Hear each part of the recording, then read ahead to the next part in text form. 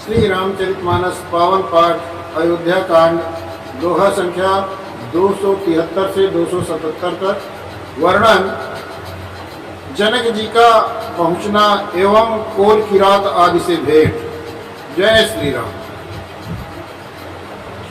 गुरु समाज भाइन सहित राम राजपुर हो, अछत राम राजा अवध मरिय माग सबको। गुरु समाज और भाइयों से श्री रामचंद्र जी का राज अवधपुरी में हो और श्री रामचंद्र जी के राजा रहते हम लोग अयोध्या में मरे, सब कोई यही मांगते हैं। सुनि सने मैं पुरजन बानी, निंदई जोग बिरत मुनि ज्ञानी। यही विध नीत कर्म करि पुरजन, रामई करई प्रणाम पुलकितन। अयोध्यापुर निवासियों की प्रेममयी वाणी सुनकर ज्ञानी मुनि भी अपने योग और वैराग्य की निंदा करते हैं। अवध वासी इस प्रकार नित्य कर्म करके श्री राम जी के पुलकित शरीर को प्रणाम करते हैं। ऊंच नीच माध्यम नर नारी, लाई दरस निज निज अनुहारी। सावधान सबहि तन मानहि, सकल सराहत कृपा निधानहि। ऊंच नीच और मध्यम सभी श्रेणियों के स्त्री पुरुष अपने अपने भाव के अनुसार श्री रामचंद्र जी का दर्शन प्राप्त करते हैं। श्री रामचंद्र जी सावधानी के साथ सबका सम्मान करते हैं और सभी कृपा निधान श्री रामचंद्र जी की सराहना करते हैं। लरिकाइयते रघुबर बानी, पालत नीत प्रीति पहचानी। शील सकोच सिंधु रघुराऊ, सुमुख सुलोचन सरल सुभाऊ। श्री रामचंद्र जी लड़कपन से ही ये बान है कि वे प्रेम को पहचान कर नीति का पालन करते हैं। श्री रघुनाथ जी शील और संकोच के समुद्र हैं। वे सुंदर मुख के, सबके अनुकूल रहने वाले, सुंदर नेत्र वाले, सबको कृपा और प्रेम की दृष्टि से देखने वाले तथा सरल स्वभाव हैं। कात राम गुण गण अनुरागे, सब निज भाग सराहन लागे। हम सब पुण्य पुंज जग थोरे, जिनहि राम जानत करि मोरे। श्री रामचंद्र के गुण समूह को कहते कहते सब लोग प्रेम से भर गए और उन्होंने भाग्य की सराहना करने लगे कि जगत में हमारे समान पुण्य बड़ी पूंजी वाला थोड़े ही है, जिन्हें श्री रामचंद्र जी अपना करके जानते हैं। ये मेरे हैं ऐसा जानते हैं। प्रेम मगन ते समय सब, सुनियावत मिथिलेषु। सहित सभा संभ्रम उठ्यो, रविकुल कमल दिनेषु। उस समय सब लोग प्रेम में मग्न हैं। इतने में ही मिथिला पर जनक जी के आते हुए सुनकर सूर्य कुल के कमल सूर्य श्री रामचंद्र जी सभा सहित आदर पूर्वक जल्दी से उठ खड़े हुए। भाई सचु गुरपुर जन साता, आगे गवन कीन रघुनाथा। गिरवर दीक जनक पति जबहि, कर प्रमाम रथ त्याग उतबहि। भाई मंत्री और गुरु और पूर्वजों के साथ श्री रघुनाथ जी आगे जनक जी की अगवानी में चले।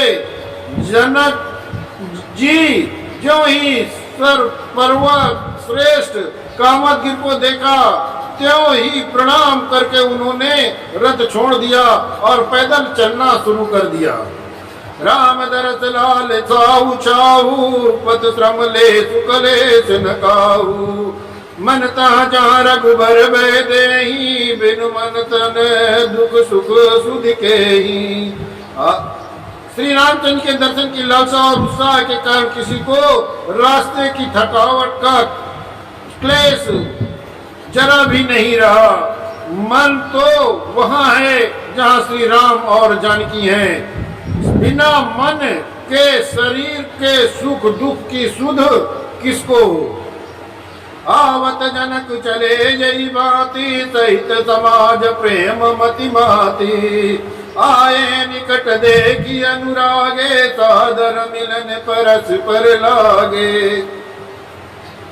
जनक जी इस प्रकार चले आ रहे हैं, समाज सहित उनकी बुद्धि प्रेम में मतवाली हो रही है। निकट आए देखकर सब प्रेम में भराए और आदर पूर्वक आपस में मिलने लगे। जनक मुनि जन पद बंदन, ऋषि समय प्रणाम कीन रघुनंदन। बाइन सहित राम मिलि राजहि, चले लवाई समेत समाजहि। जनक जी, वशिष्ठ जी आदि अयोध्यावासी मुनियों के चरणों की वंदना करने लगे और श्री रामचंद्र ने सदानंद और जनकपुर वासी ऋषियों को प्रणाम किया। फिर भाइयों समेत श्री राम राजा जनक से मिलकर उन्हें समाज सहित आश्रम में लिवा लाए। आश्रम सागर शांत रस, पूरन पावन पातु। सेन मनहु करुणा सरित, लिए जाई रघुनाथ।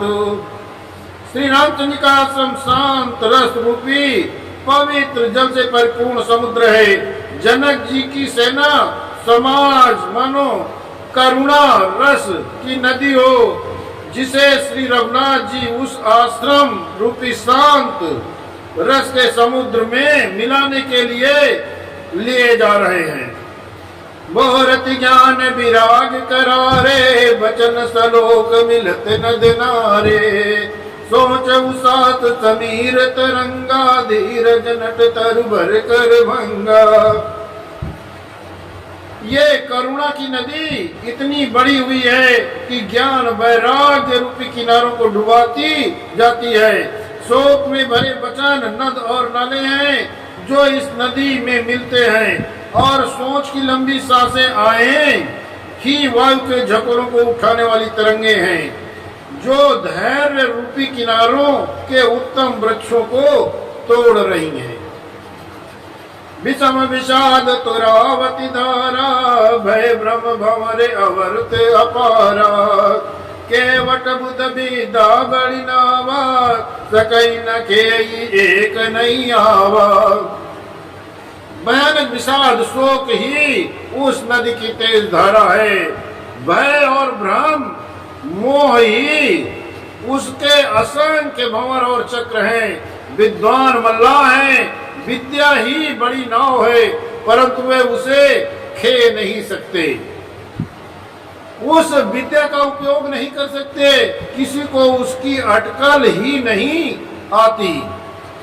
मन चर कोल की रात विचारे, थके बिलोक पथि कई हारे। आश्रम उदद मिली जब जाई, मनहु ठेउम बुद्धि अकुलाई। वन में विचरने वाले बेचारे कोल की रात यात्री हैं, जो उस नदी को देखकर हृदय में हार कर थक गए। वो करुणा नदी जब आश्रम समुद्र में जाकर मिली तो मानो वो समुद्र अकुला उठा, खौल उठा। शोक विकल दो राज समाजा, रहा न ज्ञान न धीरज लाजा। भूप रूप गुणशील सराही, रोमई शोक सिंधु अवगाही। दोनों समाज शोक से व्याकुल हो गए। किसी को न ज्ञान रहा, न धीरज और न लाज ही रही। राजा दशरथ के रूप गुण और शील की सराहना करते हुए सब रो रहे हैं और शोक रूपी समुद्रों में डुबकी लगा रहे हैं। अवगाही शोक समुद्र, सोचई नारी नर व्याकुल महा। दय दोष सकल सरोच, बोलई बाम विधि कीन्यों का। सुरति तापस जोगी जन मुनि, देखी दशा विदेह की। तुलसी न समरथ को जो तरि सके, सरित स्नेह की। शोक समुद्र में डुबकी लगाते हुए सभी स्त्री पुरुष महान व्याकुल होकर सोच चिंता कर रहे हैं। वे सब विधाता को दोष देते हुए क्रोध युक्त होकर कह रहे हैं कि प्रतिकूल विधाता ने ये क्या किया। तुलसीदास जी कहते हैं कि देवता, सिद्ध, तपस्वी, योगी और मुनिगणों में कोई भी समर्थ नहीं है जो उस समय विदेह जनकराज की दशा को देखकर प्रेम की नदी को पार कर सके, प्रेम में मग्न हुए बिना रह सके। किए अमित उपदेश जहाँ तहाँ लोग मुनि भरन, धीरज धरिय नरेश कहऊ वशिष्ठ विदेह सन। जहाँ तहाँ श्रेष्ठ मुनियों ने लोगों को अपरिमित उपदेश दिए और वशिष्ठ ने विदेह जनक जी से कहा, हे राजन, आप धैर्य धारण कीजिए। जासु ज्ञान रवि भवनि नासा, बचन किरण मुनि कमल विकासा। तेहि की मौसम ममता नियराई, यह सिय राम स्नेह बढ़ाई। जिन राजा जनक का ज्ञान रूपी सूर्य भव आवागमन रूपी रात का नाश कर देता है और जिनकी बन रूपी किरणें मुनि रूपी कमलों को खिला देती है, आनंदित कर देती हैं, क्या मोह और ममता उनके निकट भी जा सकती है, आ सकती है? यह तो सीताराम के प्रेम की महिमा है। अर्थात राजा जनक की यह दशा सीताराम की अलौकिक प्रेम के कारण हुई, लौकिक मोह ममता के कारण नहीं। जो लौकिक मोह ममता को पार कर चुके हैं उन पर भी सीताराम के प्रेम का अपना प्रभाव दिखाए बिना नहीं रहता। विषयी साधक सिद्ध सयाने, त्रिविध जीव जग वेद बखाने। राम स्नेह सरस मन जासु, सुधा सभा बड़ आदर तासु। विषयी साधक ज्ञानवान सिद्ध पुरुष जगत में ये तीन प्रकार के जीव वेदों में बताए हैं।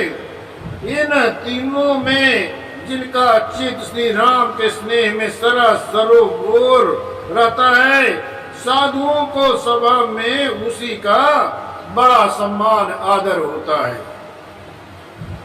सोवन राम प्रेम बिन जानू, करण धार बिन जिमि जल जानू। पुनि बहुविध विदेह समुझाए, राम घाट सब लोग नहाए। श्री राम के प्रेम बिना ज्ञान शोभा नहीं देता और जैसे कर्णधार के बिना जहाज, वशिष्ठ ने विदेहराज जनक जी को बहुत प्रकार से समझाया। तदनंतर सब लोगों ने श्री राम जी के घाट पर स्नान किया। सकल शोक संकुल नर नारी, शोभा सर बीत्यो बिन बारी। पशु कद मृगन न कीन आहारू, प्रिय परिजन कर कौन विचारू। स्त्री पुरुष सब शोक से पूर्ण हैं। वो दिन बिना जल के बीत गया, भोजन की तो बात ही दूर।